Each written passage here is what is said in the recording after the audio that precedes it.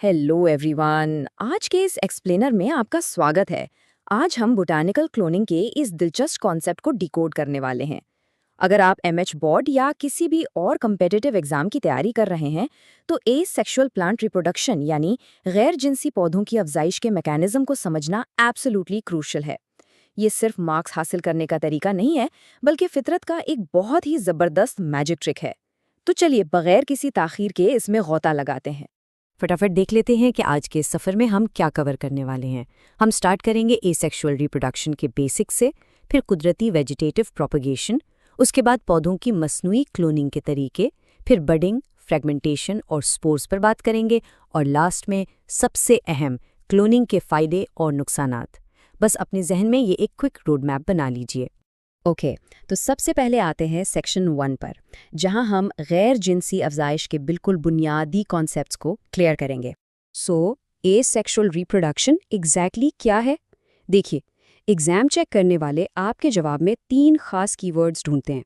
पहला, single parent, दूसरा, बगैर किसी बीज के, और तीसरा, गैमीट्स का कोई फ्यूजन नहीं होता।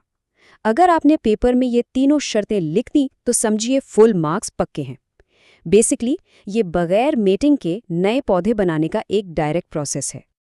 और इसका सबसे इंटरेस्टिंग पार्ट पता है क्या है? जो नए पौधे बनते हैं वो अपने सिंगल पेरेंट पौधे की 100% एग्जैक्ट कॉपी होते हैं।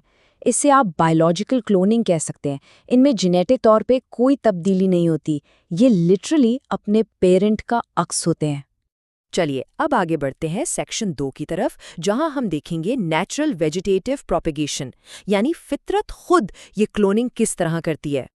अब बीजों के बनने का इंतजार करने के बजाय फितरत एक जबरदस्त शॉर्टकट लेती है।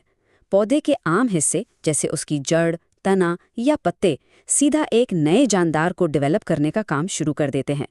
इसी को वेजिटेटिव प्रोपगेशन कहा जाता है।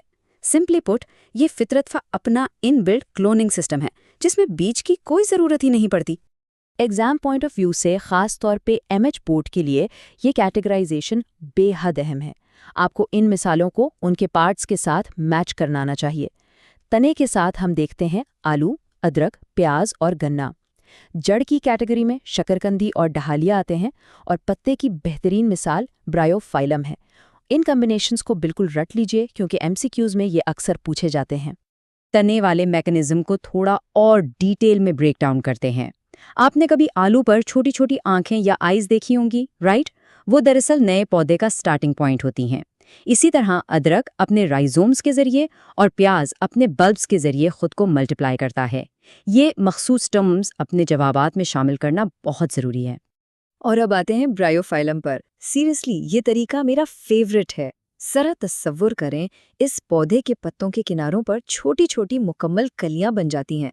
जैसे ही ये बर्ड्स मैच्योर होती हैं, ये पत्ते से सीधा मिट्टी में गिर जाती हैं और फौरन खुद मुख्तार पौधों के तौर पर उगना शुरू कर देती हैं। है ना कमाल का नेचुरल मैकेनिज्म? Alright, section 3। अब हम देखेंगे कि इंसानों ने फितरत के इस प्रोसेस को अपने फ़ायदे के लिए एग्रीकल्चर में कैसे इस्तेमाल किया है, यानी आर्टिफिशियल प्लांट क्लोनिंग। इनमें सबसे आसान और आम तरीका है कटिंग। आपने बस तने का एक टुकड़ा लिया, उसे एहतियात से मिट्टी में लगाया और बस कुछ ही दिनों में एक नया पौधा तैयार हो जाता है। गुलाब और हिबिस्कस में हम अक्सर यही करते हैं।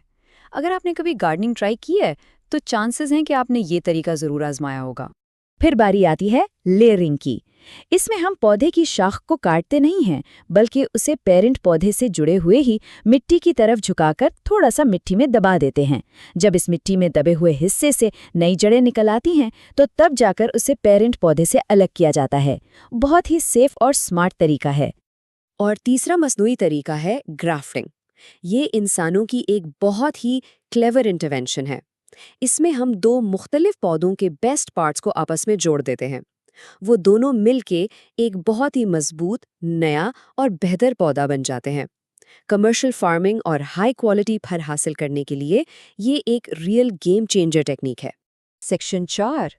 यहाँ हम थोड़ा सा माइक्रो लेवल पर जाएंगे और कुछ कदरे सादा जानदारों में बडिंग, फ्रेगमेंटेशन और स्पोर्स के अमल को समझेंगे।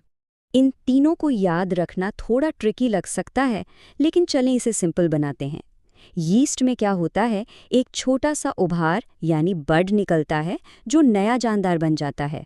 स्पाइरोगायरा में फ्रैगमेंटेशन होती है, यानी पेरेंट बॉडी लिटरली टुकड़ों में टूट जाती है और हर टुकड़ा एक नया पौधा बनाता है। और राइजोपस यानी ब्रेड मोल्ड में छोटे जर्रात या स्पोर्स बनते हैं जो साजगार हालात मिलने पर तेजी से ग्रो कर जाते हैं। इन मिसालों को बिल्कुल इसी तरह जहन में बिठा लीजिए। Section 5 the cloning trade offs. अब हम इस पूरे प्रोसेस का एक बायोलॉजिकल कॉस्ट बेनिफिट एनालिसिस करेंगे। ये एक डायरेक्ट और बहुत ही टेस्टेबल मुआजना है जो आपके एग्जाम्स में सीधा पूछा जाता है। फ़ायदे क्या हैं? सिर्फ एक पेरेंट चाहिए। ये बेहद फास्ट है और कमर्शियल फार्मिंग के लिए तो आइडियल है क्योंकि किसानों को जल्दी और एक जैसी फसल मिल जाती है। लेकिन इसका नुकसान क्या है? इसमें कोई जीनियाती वेरिएशन नहीं है। अगर मौसम अचानक बदल जाए या कोई एक नई बीमारी आ जाए तो क्योंकि सभी क्लोन्स हैं और सबका दिफाई निज़ाम एक जैसा है, पूरी की पूरी फसल एक ही झटके में तबाह हो सकती है। तो इस सबका निचोड़ क्या निकला? हमारी कोर्स समरी ये है कि एसेक्सुअल रिप्रोडक्शन पौधों के लिए एक बेहतरीन टूल है जिससे वो तेज़ी से मल्टीप्लाई कर सकते हैं और साथ ही अपनी एग्जैक्ट खुसूसियात को बिल्कुल इसी तरह महफूज रख सकते हैं। अपनी आबादी बढ़ाने का ये फितरत का अल्टीमेट तरीका है। लेकिन जाने से पहले मैं आपके सामने एक सवाल छोड़ना चाहता हूँ। अगर एक अकेली बीमारी इन एक जैसे क्लोन्स के पूरे खेत का सफाया कर सकती है, तो क्या एसेक्सुअल रिप्रोडक्शन फितरत का सबसे ज़बरदस्त शॉर्टकट है या फिर इसका सबसे बड़ा जुआ? अपने आने वाले एग्जाम्स की तैयारी में इस जेनियती खतरे के पॉइंट को जहन में रखिएगा, इससे आपके जवाबात बहुत स्ट्रॉन्ग बनेंगे। आज के इस एक्सप्लेनर में शामिल होने का बहुत शुक्रिया। Happy learning.